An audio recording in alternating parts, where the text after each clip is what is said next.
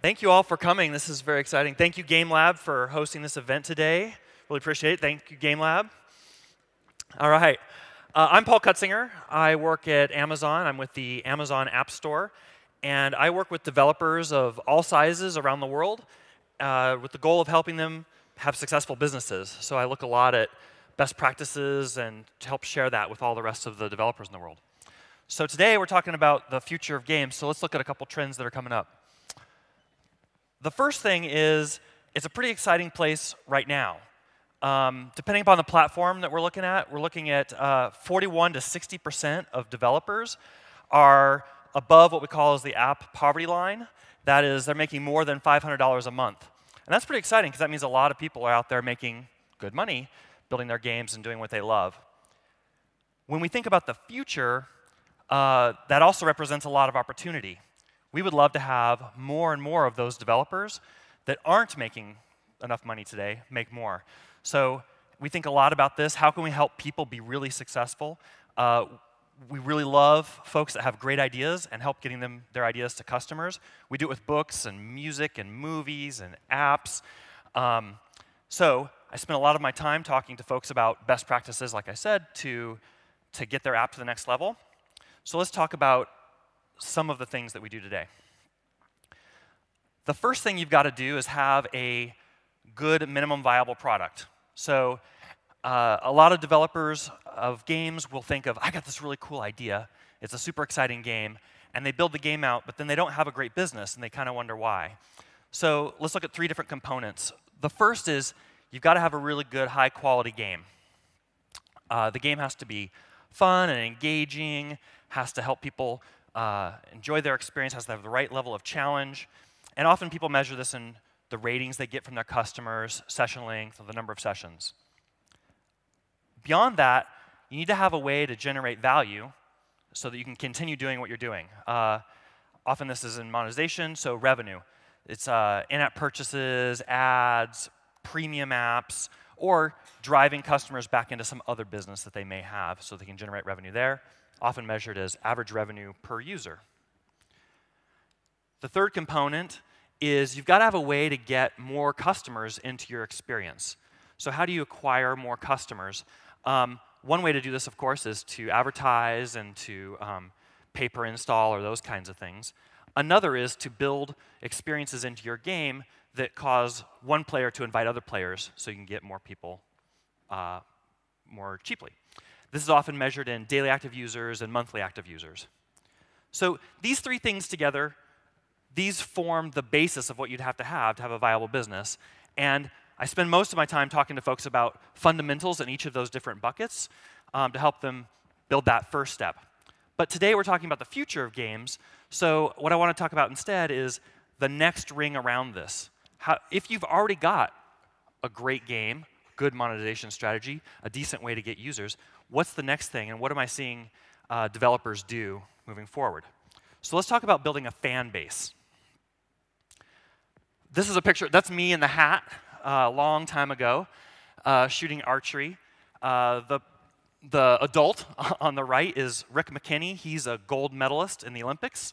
And I love archery. I spent a lot of my time as a child shooting and buying all the gear and tracking all the folks that are playing in it. But how many of you have ever worn a T-shirt that says your favorite archery team? Or who even knows any of the people that are in archery? It's really not a game that's for fans. It's great for the players. I loved it. I would always go after it, but I can't really advocate it to you guys because I don't know what you're into and how it works. It's not like something that we can do as a fan base. And I see a lot of games like this. They're really fantastic games for one person or for the particular player. Now let's take a look at this. It's a different picture, right? This game has a lot of fan base built into it. Just looking here, you can say, there's the people on the field. What kind of fun are they having? That's great. Then you say, look at all the people in the crowd. They're having fun with each other, right? They have bought stuff like the paraphernalia, the shirts, the T-shirts. Beyond that, there's entire businesses created around this fan base. Just in the picture, you'll have things like the vendor serving food and beer. they've got their whole business model based on the fact that there were fans that are going to come around this sport. There are also people on the radio who talk day in and day out about the different athletes that are playing, what's going to happen, the different moves that the sport is happening. So there's a whole ecosystem of businesses around the game. So you can see, hopefully, the power of having a fan base as you move forward. So let's look at some of the opportunity that comes with a fan base. Is it seriously an option for games, for video games? If we look at just one piece of fan bases, there is the sporting aspect.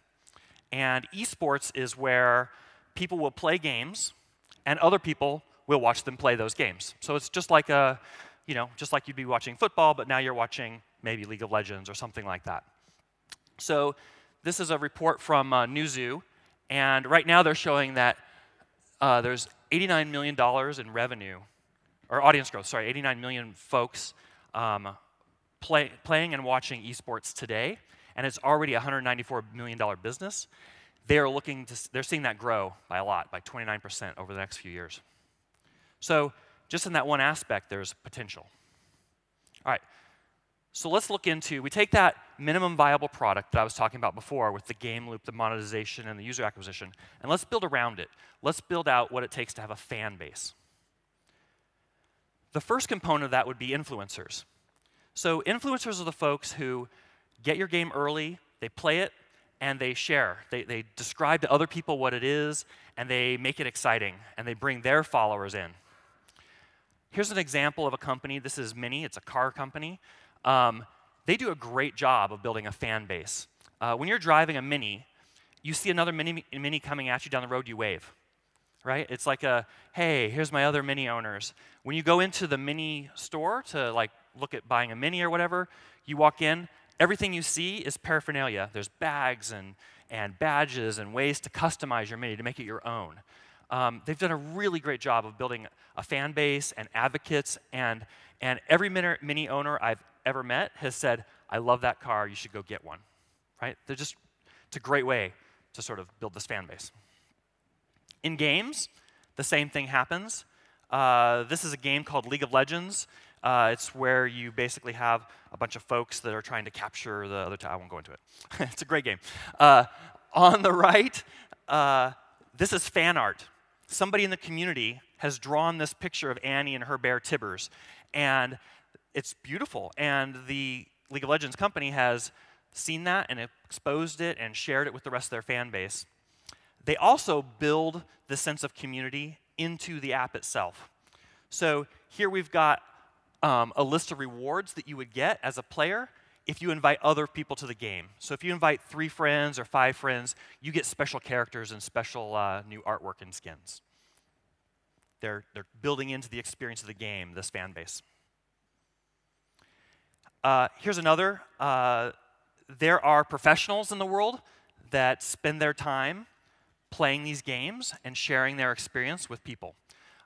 This is a person named Reynad. Reynad was playing this game called Hearthstone. It's a card-based game where you battle each other. We did a promotion with him, and it was pretty exciting. He got 263,000 viewers in a 24-hour period, 263,000 users, 10 million minutes of video watched at an average of 65 minutes per viewer. It's incredible engagement and an incredible story for that company to be able to see what's going on. Reynad, so you can tell here, he has 209,000 people who follow him, and he's had 18 million views of his gameplay. So highly engaged customer base that are watching these professionals get in and play their games. Beyond the professionals, there's celebrities. I'll raise them up a notch from the professionals. This is a game player named PewDiePie. He plays games and has just really incredible, hilarious reactions to these games. He played a game called Flappy Bird. You may have heard of that. And very shortly after he played that game, in fact, on the same day, the Google search trends for that game spiked. So it's an example where somebody who has a lot of influence in the community can do a little bit to really bring that game forward in the rest of the game and to the rest of the community. the next thing that I'm seeing is some game developers are getting onto this trend early, and they're trying to build that user base and the advocates early. This is a company called Vlambeer. They're making a game called Nuclear Throne, and they live stream the development of this game. So in this case, Jan here is live on a program called Twitch TV, and he's building this game, and then people are chatting, and they say things like, make him look more muscular, or I want lasers, or no, that looks too hard or too easy, right? Make it more brown, make it more blue. And so he's taking their feedback live and building it together with them and reacting to the gameplay. So, and if you look, they have 11,000 people who are following them and 8 million views of their development so far. And the people who are watching, they can subscribe for $12.99, and if they do so, they get special privileges around like how to chat with the developer and stuff, plus they get the game for free, right? So it's a great example of before you get it even launched, developing a fan base. Can you imagine once they launch it, all those people who have been actively engaged with making and building the game from the beginning are going to talk to all their friends about it. They are going to become those advocates for the next round of players because they're going to want to play it with all their friends once it's live. Here's another example. This is a small team. They're getting ready for a Kickstarter, and they've got all 5 of their different disciplines that are involved in the game on the Twitch stream at the same time. They got their developer, the game designer, the gameplay designer, the producer, the production manager. All those folks are on there, and they're talking about different pieces of it. When I was watching this one, they started off by doing some programming stuff, and the programming guy had to go help his dad do something. I don't know, so he took off. And then they started practicing their pitch for PAX. Like, here's what the game's about, and here's how it works. And everybody on the chat was giving them feedback about what resonated and what didn't. So they were getting both good feedback to make the game better, but they were also getting those people engaged early on. Again, if you buy the t-shirt, this is their thing. If you buy the t-shirt, you get the game for free. And that's a great double whammy, too, because now I'm wearing the t-shirt. I've got their logo. I'm wearing it around. I'm telling all my friends about this game that I'm involved with and I'm supported in, and then they get to sell a game to me, too. So another great example of building advocates very early in the product cycle. An important facet of this about working with influencers and advocates is you've got to make sure that wherever their fan base is, your stuff is. So if you're working with people who are big into wearables and watches and things like that, make sure you're on wearables and watches and stuff, because if they say, hey, go try it, you're not going to get there. If they're working with folks that are on mobile devices or TVs or those kinds of things, make sure you're in those places. So understanding who your advocates will be and your influencers will help you know where you need to go. But you've got to make sure there's no blockers for them, because if they go tell their fans, hey, go get this stuff, and their fans all say, I can't, because I don't have a Fire TV or whatever it might be, then it makes it hard for them to promote your stuff moving forward. Okay. Here's some data from a company called Apptentive. They are a company that helps developers connect to their customers early and often. So they help with the feedback loop, and they help you when things are going really well, get feedback from your customers, and when things are going very poorly, get feedback from your customers so that you can respond very quickly before they start to turn sour on you. They have found that if you interact with customers early and often, you get 4 times better retention. And that retention happens very early, but it also persists over the course of months. So developing these connections with advocates is a powerful way to keep your game running longer. All right, so we've been talking about influencers, this little segment over on the right. It's very hard to break into mainstream without influencers. It's hard for the mainstream audience to understand what value prop you offer compared to all your competitors or all the other games and all the other options that are out there. And influencers do a great job of describing that for you to them. So I think it's important to figure out how to get in and find those advocates and to sort of craft an audience. Okay, that was part 1, is influencers. The second thing is we've got to work on content creation. More content means you're going to have a greater variety of gameplay, and you're going to have a longer lasting experience. So let's look into these. One kind of content creator is the entertainer. So I'll talk about PewDiePie again. If you look at, this is a chart of YouTube, And it's all of the top channels. And this one is sorted by the number of subscribers. So if you look at number 1, that's PewDiePie. He's that the game player I was describing to you earlier. He's got 34 million subscribers and 7.9 billion views. Very influential. When you compare him to the next guy, YouTube is number 2. So 3 of the top 4 developers are broadcasters on YouTube are actually game players. So there's a lot of customers out there watching games and a lot of influence these folks can have. So this falls into the bucket of entertainers. They make it exciting and fun to watch these games. Another channel for these folks is on Twitch. This chart is sorted by followers. So these are all game players. The first one plays a lot of Minecraft Syndicate. He's got 1.6 million followers. The next one down is a game developer, Riot Games. These are the guys who developed League of Legends. They themselves have 1.4 million views. They do a lot of things like showing off their esports. So they will host big events and let people watch the games as they go. And then other folks. Again, there's another channel for folks to find and see and watch and learn more about games. Twitch is pretty impressive. They have 100 million unique customers in a month. 16 billion minutes watched in a month. It's a pretty astounding number. And the engagement's pretty high, 106 minutes per customer watching. So beyond entertainment, another way that people create content based on your gameplay is education. So let's say you have a game and it's fairly complex, maybe it's a big strategy game, and there's a lot of like, how do I itemize? What strategies should I use to win in this game? Well, if you have that, a broadcaster then can build education on top of your content. Here's 2 examples. One is Hearthstone, that's the card-playing game. And another is League of Legends, and you can look at the different characters and how you should build them out. Both of these have a really large following, and just how do I get better, right? Next is esports.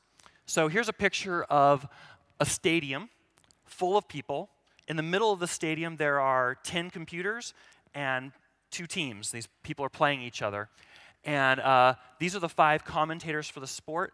They are literally doing the voiceover action of all the games. So they'll be like, Blitzcrank is coming to the bottom. He goes, oh my God, ah! Right? And they do all that kind of like excitement and building the whole experience up.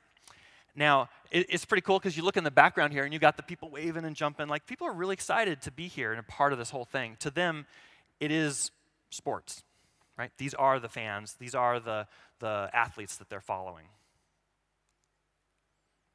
Next.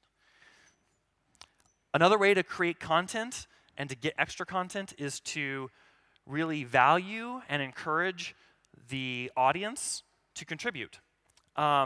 Here's an example. This is a game called Club Penguin. It's a kids' virtual world, and they do a great job of engaging with kids. And this is art from those children. They've submitted it in, and they'll hang these up around the office and inspire the developers and talk to the different folks on the team. So it's pretty cool. And can you imagine if you're a kid and you drew that picture of Herbert and you put it up, and then Disney all of a sudden is showing your artwork to the world? You're on the Disney website. That's a really powerful thing for a kid to be able to have and see. The other thing about allowing your base to generate content is you get a longer, more varied experience. So one example of this, of course, is Minecraft. You can play any number of games. Whenever the latest movie comes out, there's always a way to go play that movie inside the games. Like now it's Hunger Games time or whatever it might be. So there's a lot of ways to do this in Minecraft. Another example that's a little more subtle is Trivia Crack. How many people have seen this Trivia Crack game? There's a lot of people have been, yeah, right. It's an interesting one because it's a quiz game, and you play against other people and you answer these questions in quiz. One of the things they've done that's brilliant is they have this question factory, and this is where players can suggest and create new questions, and they can curate the content. They can say if they like it or thought it was boring.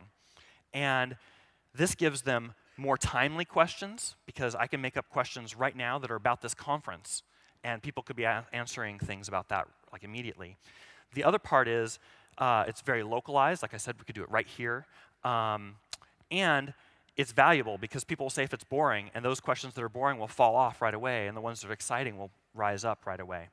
The other part about it is, if I'm creating questions for the game, again, I will go tell my friends to go play this game. I'm invested in the creation of the game, and I'm excited to share what I've been doing and my part of it. Great, Trivia Crack. So let's get into the third component, and this is about generating alternate revenue. There's a couple different ways to do this. One is physical goods. So here's an example where I've got a T-shirt for Cut the Rope, a plush toy for My Singing Monsters, or a phone case for Brave Frontier. This is a way for people to generate revenue by selling the product itself, but then also to lower their user acquisition costs, because if I'm out there wearing the Cut the Rope shirt, other people will see it and get to use it. We've done a few pilots with a couple of different developers, and they were seeing 3 to 10 times the revenue they were getting off of ads alone. So that's kind of an exciting place to be, because you're developing a fan base and generating revenue at the same time. Other ways you can generate revenue outside of your game, I've seen a few. The first one is a game called Shroud of the Avatar. This is made by the folks who built Ultima Online back in the day, and they're building a new version of an MMO, which is pretty exciting. They raised, well, here on Kickstarter, they raised almost $2 million. So far, they've raised about $4 million before going public. You can get into the betas and things like that. It's pretty exciting. Now, in order to raise that kind of revenue, you've got to generate a fan base, right? You've got to be able to get folks to go recommend it to other folks. Another way to generate revenue outside of your game is something like Riot has done. So again, Riot is the company who makes League of Legends, and they show the championship games and that kind of stuff on Twitch. So far, they've got 630 million views, and they've got 1.3 million followers on Twitch.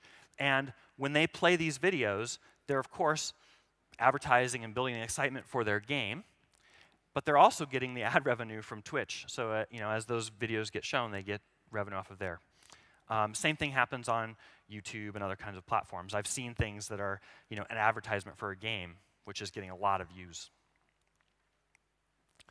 Another way that game developers have gone, is get out into film and TV. So Tomb Raider made $273 million. Prince of Persia, $335 million. Resident Evil, $294 million. Big blockbuster kind of movies. Ubisoft has made their own motion picture production house, and they're about to release Assassin's Creed, so that'll be very cool. Now, building a blockbuster movie may be a little out of reach for a lot of developers, but that doesn't say you can't build a story-based movie or episode that you then release to YouTube or something like that, right? There's lots of ways to build this kind of thing. The point here is that people love the characters, the story arcs, and what's happening in these games. And so if you can extend that story into more ways to communicate it, there's opportunity for you. Okay, so that covers the 3 different pieces around how we sort of build this fan base. Let's talk about how, more specifically, you would actually go about implementing this. Techniques you can actually use. All right, so some of the things we've seen folks do for influencers. The first part is to actually understand that you need to go after influencers and figure out who they are. And that includes putting yourself in their shoes and figuring out how can you help them. So the first one is what is their audience? Who are they trying to cater to? What is the point of what they're doing? It's not luck and random that they're successful and popular. They have a point of view and a vision, and they have a mission about what they're trying to accomplish. If you can understand that, you can help cater to that and help bring them more value. So relate to their audience and find ways to help them do their job even better. The other one is don't have any blockers for them. If they want to promote your experience, their audience has to be able to get it. That's the one around being on all the right hardware and making sure that you're using a really responsive game design so it's easy for you to get to the different form factors and so forth. The next is provide value for them. They're looking for, how can I get more of their content based on your content to their customers quickly? So there's a lot of things that you can do that are fairly easy. You can give them assets, artwork, gameplay snippets, access to your game. You can give them codes to give their customers free versions of their games. Like, make it so that they can take your stuff very easily and then re-communicate it out to their audience. Think of it as they're building their own storyline on top of yours. Help them do that. And the next one is, every customer you get very early in your experience, those people are very important.